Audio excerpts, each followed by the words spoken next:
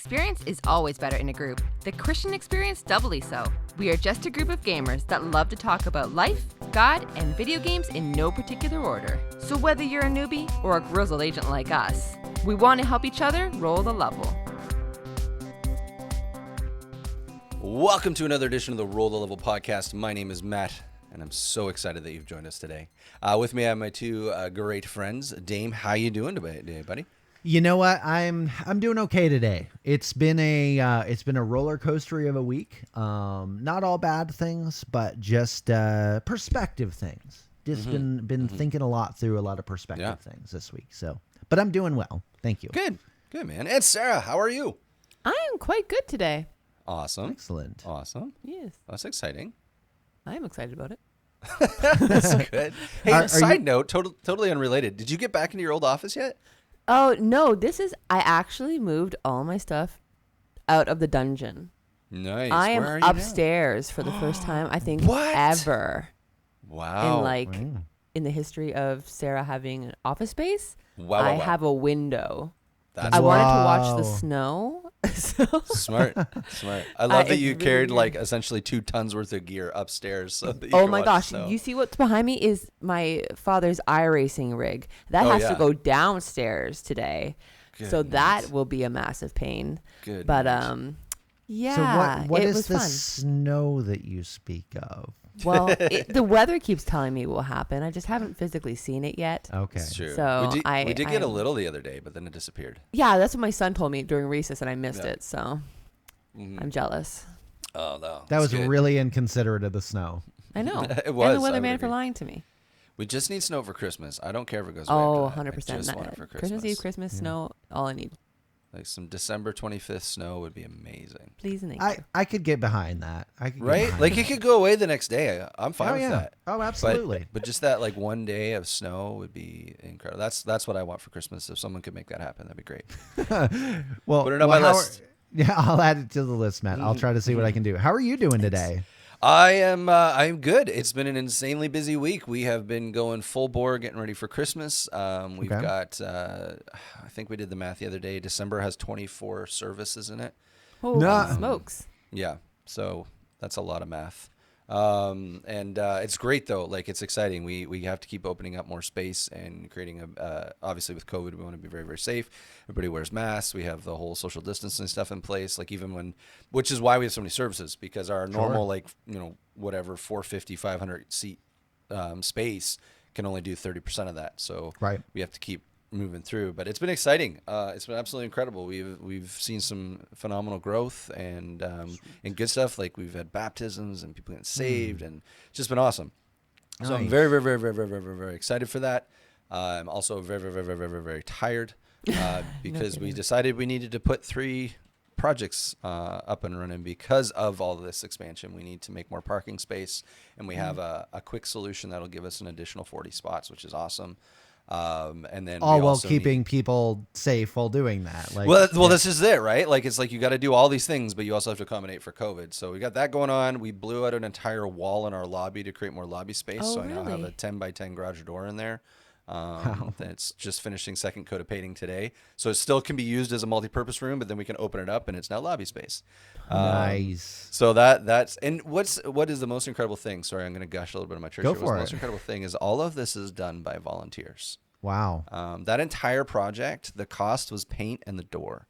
Our volunteers stepped up and did the whole thing. They built it all, and they're just the most amazing group of people. When you give people a mission and you challenge them and raise the bar to go on that mission, man, they'll blow your mind. Yeah. And it's exciting. So it's good. I'm exceptionally tired. I spent 40 hours yesterday pressure washing the sides of this tent that we got. We have this 85 by 30 or 35 by 85 long dome tent, so we could create outdoor lobby space. We got this one of these, like, I think it's like a 500,000 BTU heater that we strapped to like a garden trailer, and we can wheel around and then run ducting into this tent to keep it warm in the winter, so that we can create safe lobby space for people. Right. Like Awesome. it's just like, well, God's gonna provide, and He did. He dropped this tent on us. It's a loaner. Someone's letting us borrow it for the winter season, and then once we get back into spring, we can get our tents out again. And so, man, you know what? God's kingdom is not restricted to any of this craziness that's happening in the world. In fact, He just gets more creative. That's the thing that I love. Like Right. that, I think for me that has been, it's been the exciting thing that there's that potential for creativity, right? Oh, yeah. And Yeah, and yeah. that if we would just like take the lead on doing that, like God is a creative God, and so for thousands of years, you know, we've seen Yeah. him do absolutely incredible things that you know are like, we wouldn't even think of that, or we'd think that was crazy. Yeah. And so I love hearing those stories about how God is using creativity to continue godly community, right? 100%. And it's the weirdest stuff. Like if you had come to me a month ago and said, "Hey, someone's going to drop a massive dome tent on you," would have You'd laughed. be like, "Oh, Yeah. okay. What are we going to Right? do with it? What are we doing with the 10? Right? Right? Like, what are we doing with the 10?" Yeah, it's pretty crazy. It's good. So I am doing very well. Sorry, that was a really long answer That's to all say right. that I am doing exceptionally well. I am exhausted this morning, though. I'm thankful for coffee, so it's good. That's all right. I mean, it does kind of transition us into a conversation point here today. Yes, and one yes, that it does. we've touched around, I believe, throughout Roll the Level, and this is the idea of community. Like we're people who crave community, we crave relationship, and I know I shared a couple of weeks ago that one of the things that I've struggled with throughout the season is not having that connection with people in personal spaces. We had some friends visit a couple of weeks ago, and it was probably the most normal that I felt in a while.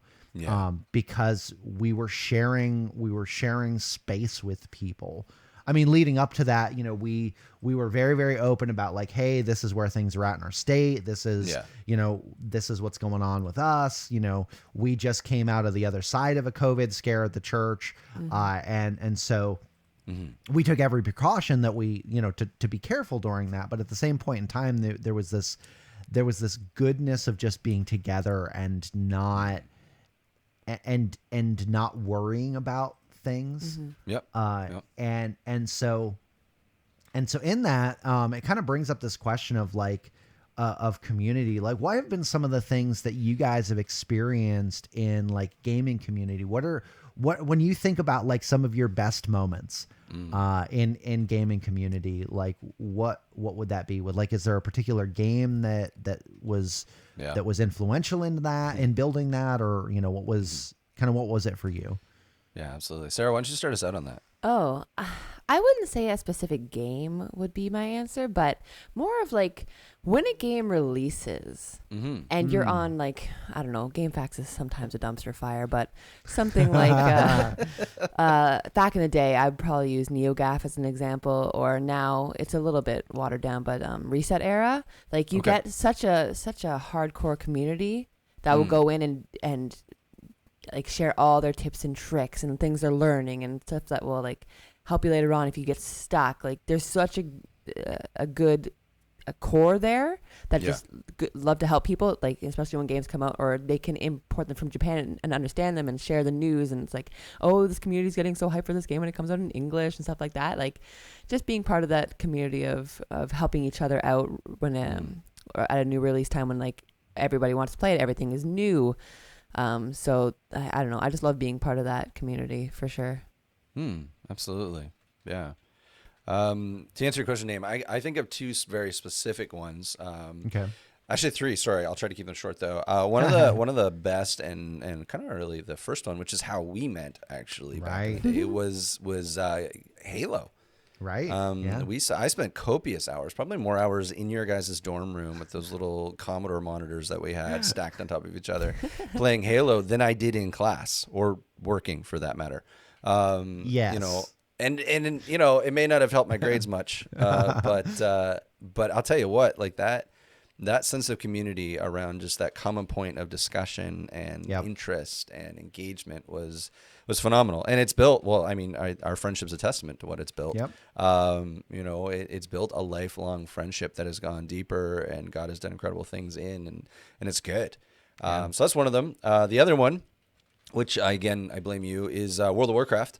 You know, we had some, and that's the kind of that expanded community, right? Like we got involved in some guilds and met some great people. And that's been just absolutely awesome over the years to play and have those guild mates and connect with all those people. And there's been a series of games like that over the years. Diablo 3 brought us a lot of community people we didn't know before. You know, and then Extra Life actually is the other one that has just been great for building, you know, developing in friendships because there's that common point of interest. But then you get that added bonus of like you're on a focused mission together, right? Of hey, we're gonna raise money for sick kids and we're gonna help people and it's gonna be great. So yeah, those are some of my gaming probably gaming community moments that have been incredible over the years. What about you, buddy? Yeah. It's interesting that you mentioned the ones that you do because one of the first ones that came to my mind was actually Halo. Not just for the connection that we made with that, but our college actually had a groundswell of people that started playing Halo, like so much so that we created the NHL. And you remember the NHL? I do remember that. I forgot. The National Halo League. Yes. Oh my word. Yes. Yeah. Copyright pending. Copyright pending. There are no obstacles in Canada. It should be fine. It should be for fine. That. It should be fine. We're still waiting, but it should be fine. Still waiting. But yeah, we had a core of people that just really enjoyed playing, and we had a couple of competitive tournaments. We also had when Halo 2 released. That was that we had somewhere in the ballpark of like 20 some TVs spread around your parents' house. And just people everywhere. I shudder to think what the electrical bill was for that. I was gonna say. They didn't care. They were just happy to. I mean, my parents went out and bought a second fridge when we went to college. So I mean, it's not. That's true. That's fine. That's true. And the mindset around your house was if you starve, it's your fault. It's true. 100%. I'm going to show you once where food yeah. is, and if you can't figure it out from there, then there's no helping. You just die. It's it really is. It really is. So Halo was one of those. I think one of those for the first times that I had experienced that type of community. I mean, I've been a gamer for the majority of my life, but it was the first time that I really felt like I had people that I shared that interest with, that it was more than just we're sitting down and playing a game together. Like we were actually getting into each other's lives. Like you were saying, like you were my unofficial roommate throughout college, because you, not only did you spend a lot of time there, but I also spent a lot of time with you as well. Sometimes, probably more than I should have. That's fine. But I appreciate the grace that you had with me through that time. It was an awkward time. Anyway, so there's Halo. I also bring up World of Warcraft. There are some phenomenal friendships that came out of that I built. And then more recently, no surprise, of course, the Destiny community being a part of that. And I'm not nearly as connected in with that as I really want to be. But I've been starting to make some inroads into some places and get connected with some people. Like I'm actually excited that I could have some people to raid with. Like I'm excited to be able to see the Deepstone Crypt after the Race to Worlds First. Actually, I need to actually complete that raid before December 1st because I will help you. What do I do? Get good. Get good. I'm on it. No. I'll put it on the checklist. Yes. Just some of the perks of the rewards that come out of that look so good. But anyway, whatever the case is, I think those different communities have been places where not only has there been like the shared interest in gaming, but there have been some touch points where there have been relationships that have come out of those things that have grown deeper because there's this common interest in the shared interest thing. Yeah. And I guess the thing that I'm reminded of a couple of pieces of scripture when it comes to like this common interest in building community over common interest. And I'm going to share it in an example that's odd. That's going to come out of left field. So in Acts chapter 8, I believe it is. I like the confidence. Yeah, yeah. Eight? Good. 8 or 9. Niner. Did I hear a niner in there? Early in the book of Acts, and this is me not being prepared for this morning. Oh, you're good. You're good. There's an encounter. There's an encounter between Philip and this man from Ethiopia, and this man from Ethiopia was coming back from Jerusalem. He had actually gone up to the temple to worship because he was really intrigued by the Jewish religion and Jewish tradition. And so, like, here's somebody that grew up in it, and here's somebody that was exploring these ideas and these concepts. And he's reading from the prophet Isaiah, and he's like trying to figure this out. And so Philip, kind of comes alongside of him and is like, hey, do you get what you're reading? Do you know the lore? And so the guy responds, well, how can I, unless someone explains it to me, like, help me understand this.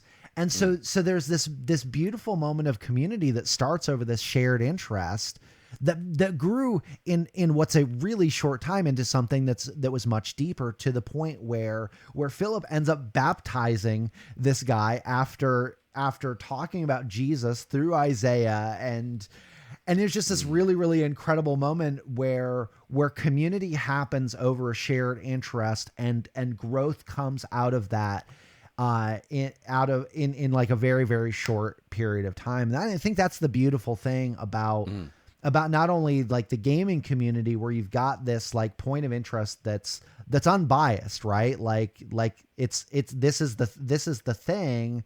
And when people are gathering around the thing, like, okay, the thing is kind of unchanging to a certain extent. But like, the people around it are like, oh yeah, like, I like the thing. I like this aspect of it. I like this, whatever. And so you can come together and have conversations and find out that, like, hey, we may come at this from different sides or different points of view, but there's this thing that we share together. And then bringing that into Christian community too, like that the church has always been this place for pioneers and explorers and discoverers of figuring out what it is and what it looks like. And we get to figure out Jesus together. Of course, shamelessly why I say that my church exists to be together in discovery, always in community, or united in community, always with Jesus. Right. Yeah. No, it's true. It's good. There is a misconception, I think, in Christian culture where your faith is like an isolated, singular journey. It's just you and God on the road, and you interact with people along the way, but ultimately it's just you and God, and that's actually a deception. It's not true. I mean, if Jesus, who is perfect in every way, decided to rope in 12 guys around him to go on this faith journey together, I think that's probably the bar in which we want to strive for. Yes. Right? I mean, he was perfect. He didn't need us. But he chose to be in community. And so there is definitely this need to kind of overcome that deception, because what happens, you get all these Christians who get isolated and alone. And then when they struggle, or when they deal with, sin or whatever it is, they feel like they can't engage with anybody because, oh no, like my faith journey isn't going well, and they'll judge me because I'm not as good as them. Or you'd be weird. You're the only one that's ever gone through this thing. Right. Absolutely. And so there is definitely a need to kind of to acknowledge that, hey, this is actually a lie. This is a deception.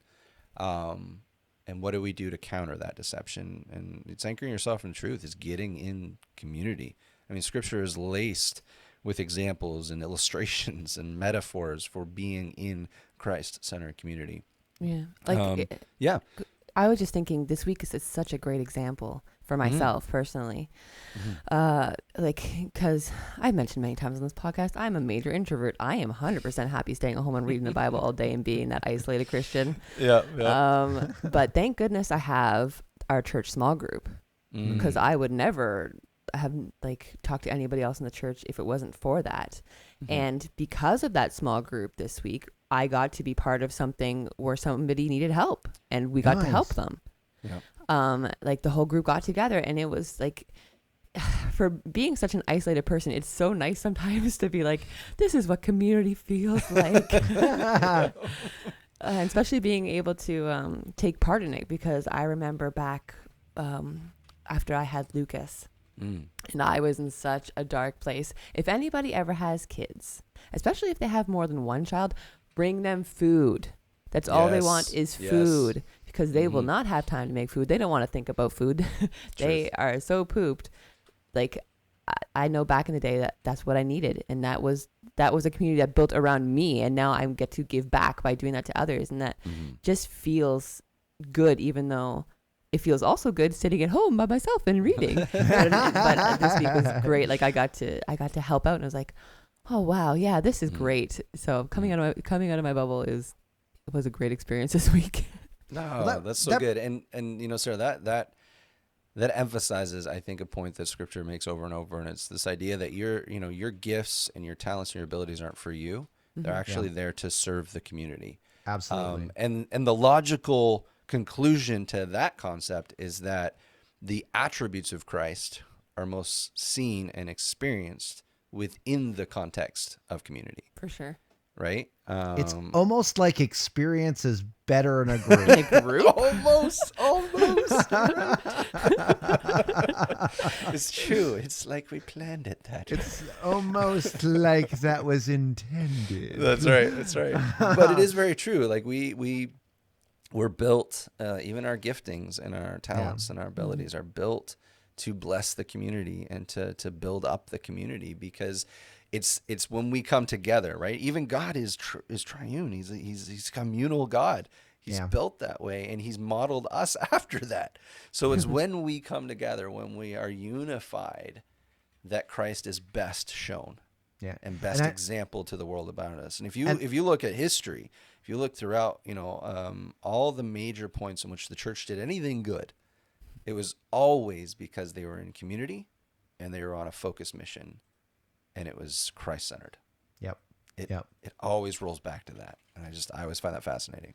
Indeed. And I know this is a topic that, like, we're all pretty passionate about, so we could probably talk forever about it.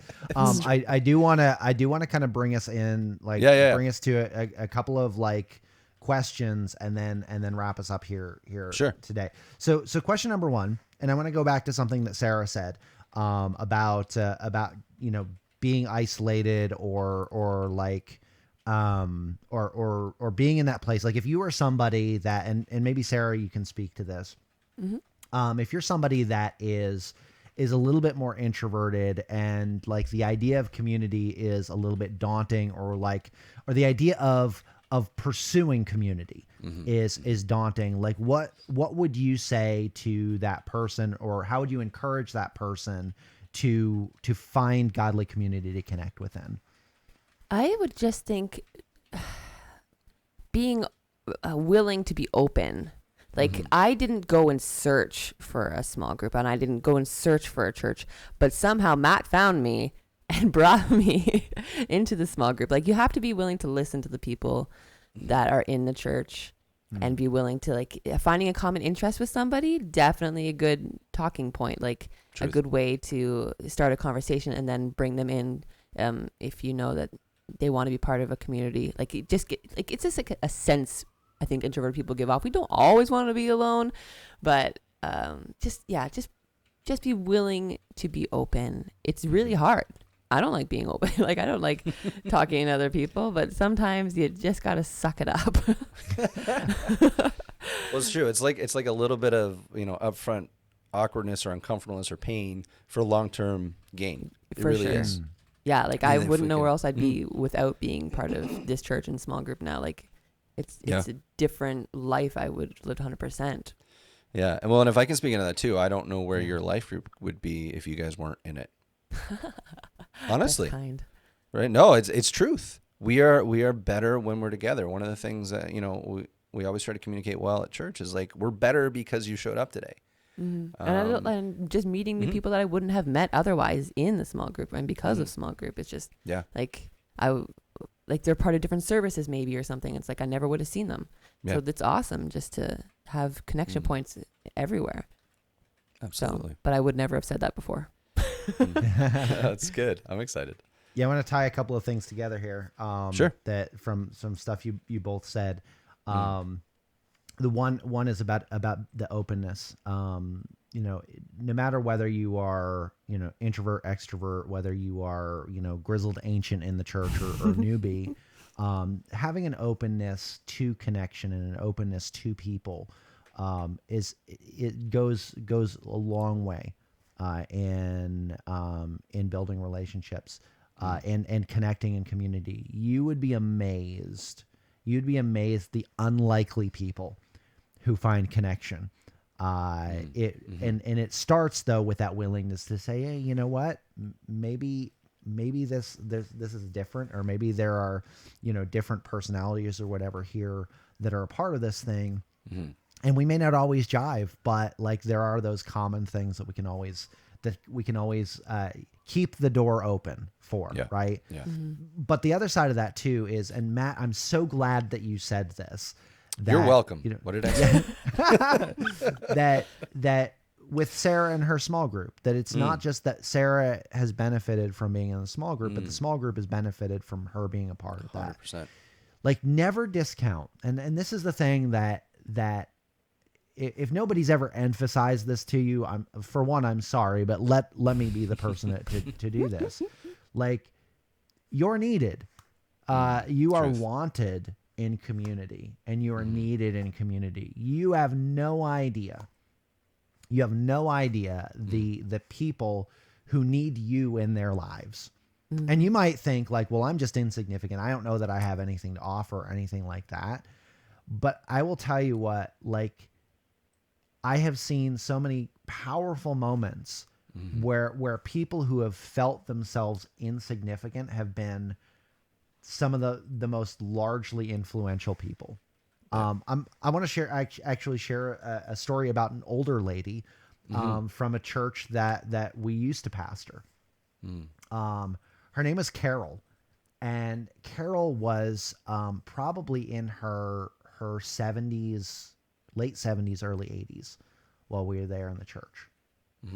And I had been going through a particular rough time in ministry, and Carol was just one of those people that she was very gentle.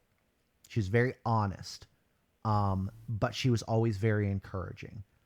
And I remember the number of times that Bailey and I had the opportunity to just kind of sit down with her and just be with Miss Carol.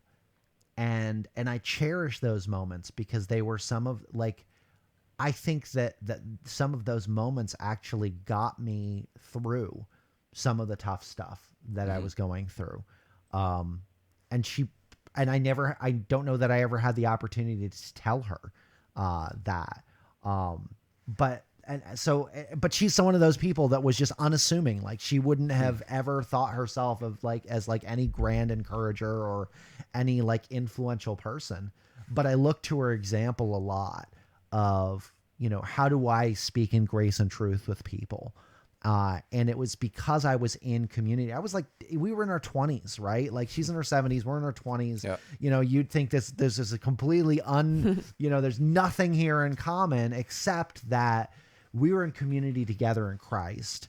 And that was a unifying thing that was beautiful. And God used that in a powerful way to keep us encouraged. And again, it came in simple ways. It wasn't grand gestures. It wasn't these big flowery, speeches or gifts or anything like that. It was just the one-on-one and the being together and just being willing to be in relationship with people. And I think that's the big thing here. We can't isolate ourselves. We have the capacity to do that, like gaming, church, etc.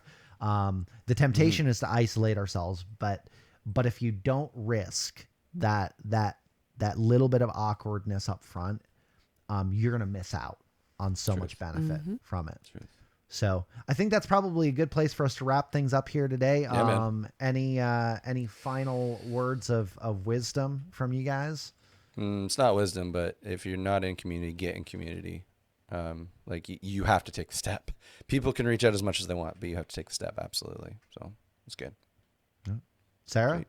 I think that coronavirus had made it really easy to isolate, and for people that were part of communities kind of before it, kind of maybe fell out of community. So make the effort to reach out to the people that you were in community with, or people that need community right now, I think is really important. And the beauty is we have the technology. We can do this. Yeah, we do.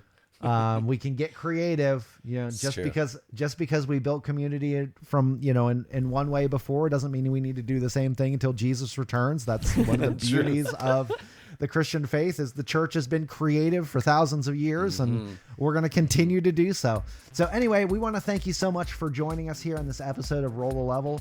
If you need to be in godly community, we want to help connect you into that, whether it's with an online community through a church, or whether it's helping you find a place in your community. Please reach out to us. We would love to be able to be a part of that process with you, because we truly believe that experience is better in a group, and the Christian experience doubly so. And so we want to help you to roll the level.